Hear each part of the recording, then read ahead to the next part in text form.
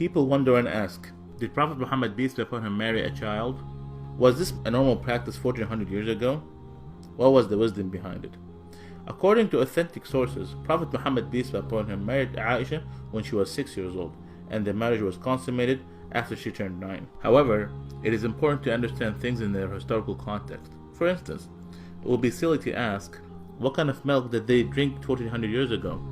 Or to ask, what kind of engine they used to have back then? Therefore, one must understand that things 1400 years ago were very different from now.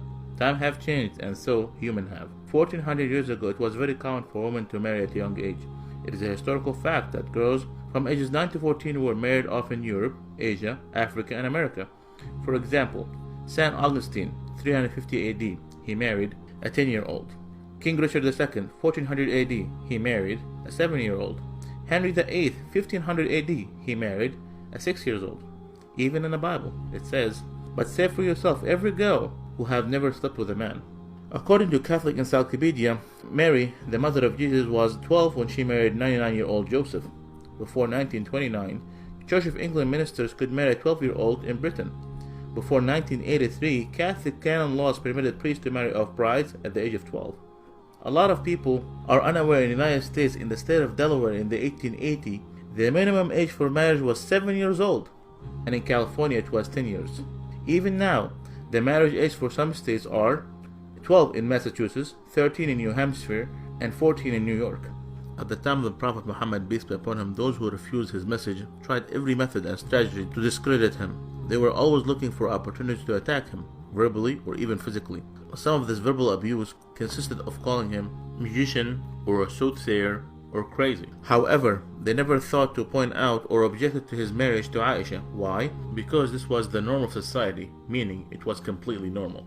With that said, did you know that Prophet Muhammad, peace be upon him, he had only one wife, Khadija, throughout the first 54 years of his life? Did you know that she was a widow? Did you know that she was 15 years older than him?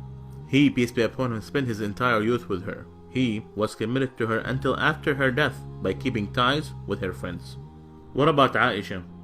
Was she a child when she agreed to marry Prophet Muhammad, peace be upon him? First, it's important to note that it is strictly prohibited in Islam to marry someone before the age of puberty.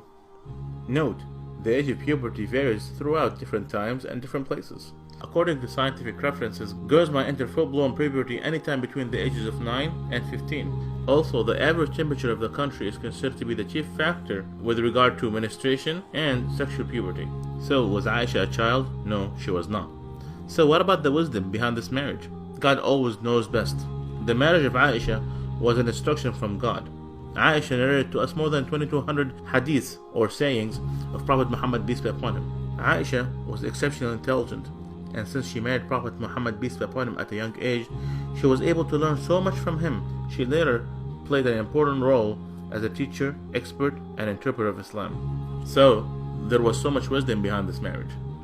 For those who do not know Prophet Muhammad, peace be upon him, Prophet Muhammad, peace be upon him, did not come to seek worldly pleasures, but rather, he warned us against them.